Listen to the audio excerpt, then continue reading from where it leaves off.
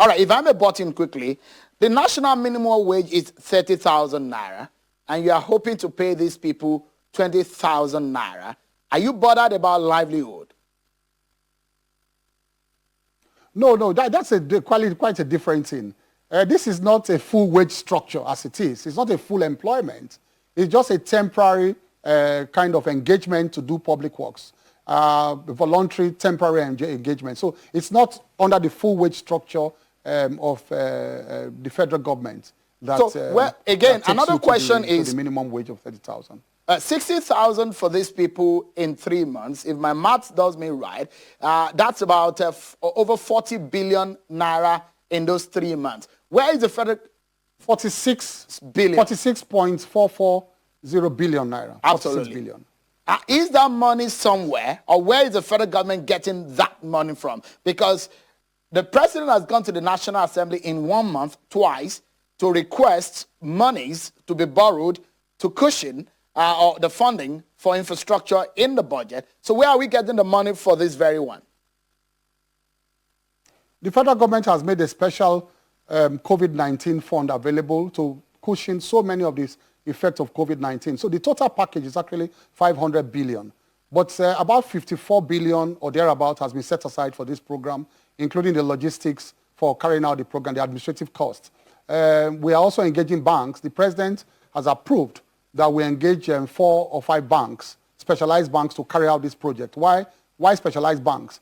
Because the banks will help us in each of these local governments to register these 1,000 persons, get their BVN, open accounts for them. And so we are using one stone to kill 10 birds there too. How? Instead of we deploying staff all over the country to start registering these people, we are going to tell them to go to the banks. As they are opening their accounts, they are also registering their names, the list we would have sent to these banks. So we're talking with the banks already. So the banks are going to help us collect this data in hard and soft copy and send back to us, which we are going to send to the Ministry of Finance, the National Bureau of Statistics, and of course the Accountant General of Federation for payment of their stipends. So it's going to be, almost, foolproof, because everybody is going to be paid by BVN. There will be no issue of people looking for some monies missing somewhere. No way. It won't be that. We're going to do that. So we are collaborating with banks on this issue. We're discussing with the banks, and very soon we are going to unveil the banks and the modalities for registering these Nigerians. Would you describe those works as sort of an odd job?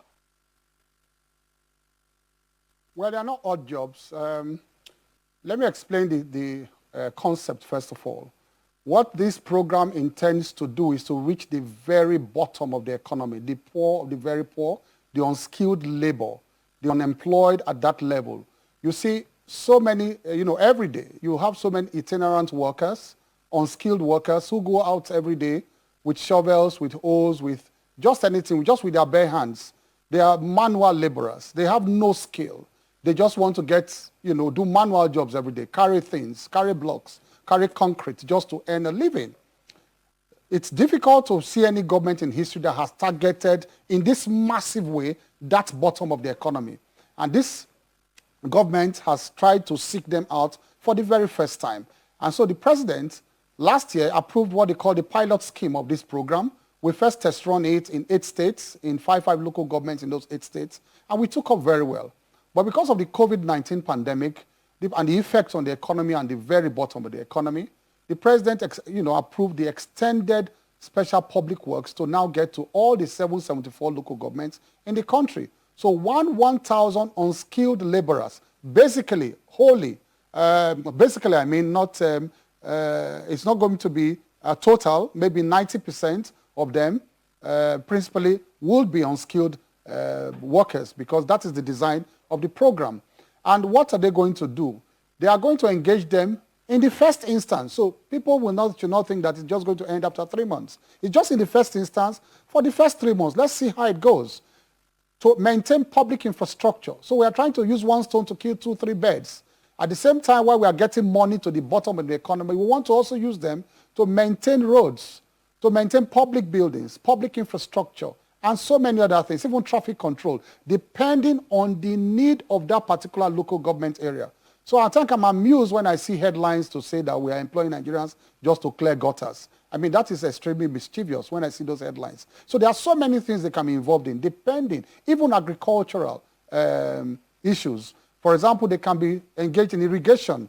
They can clear some irrigation paths so that water can get to so many farms in those local governments that are purely agrarian and local government areas. So that's the...